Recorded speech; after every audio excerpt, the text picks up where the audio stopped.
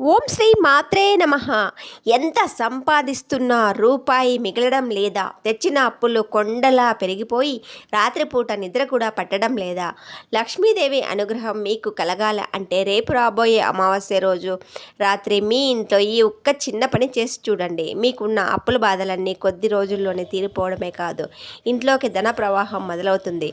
ఇది కేవలం పరిహారం కాదు, మీ తలరాత్రి మార్చే అద్భుతమైన రహస్యం. చివరిదాకా చూడండి, ఎక్కడా స్కిప్ అవ్వకండి. సాధారణంగా అమావాస్య అంటే చాలామంది భయపడతారు, కానీ శాస్త్రాల ప్రకారం ఆ అమావాస్య తిథి అనేది ఇంట్లో ఉన్న దరిద్రాన్ని, నరదృష్టిని, నెగిటివ్ ఎనర్జీని పూర్తిగా తుడిచిపెట్టడానికి అత్యంత శక్తివంతమైన రోజు. మన వంటగదిలో ఉండే ఉప్పు సాక్షాత్తు లక్ష్మీదేవి స్వరూపం.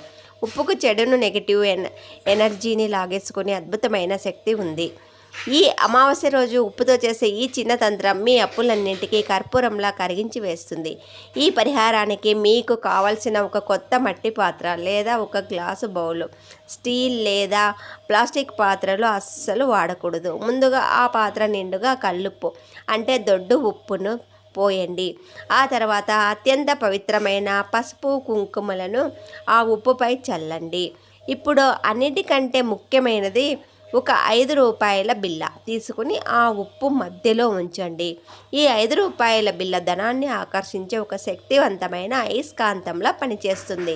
మనల్ని అప్పుల నుండి బయటపడేస్తుంది. ఇలా సిద్ధం చేసుకున్న తర్వాత మీ ఇష్ట దైవాన్ని లేదా మీ కులదేవతను మనస్ఫూర్తిగా తలుసుకోండి.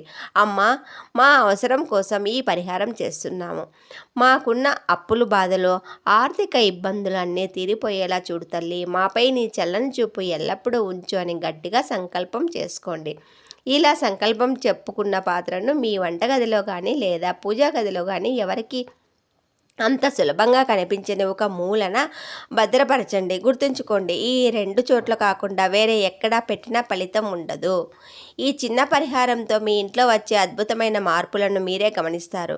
లక్ష్మీదేవి అనుగ్రహం అందరికీ కలగాలని కోరుకుంటూ కామెంట్ బాక్స్లో ఓం మహాలక్ష్మియే నమః అని టైప్ చేయండి. ఈ వీడియో మీ కుటుంబ సభ్యులకు, స్నేహితులకు షేర్ చేయండి. అస్సలు మర్చిపోకండి, మరిన్ని భక్తి పరిహారాల సమాచారం కోసం మన ఛానల్ని ఇప్పుడే సబ్స్క్రైబ్ చేసుకోండి.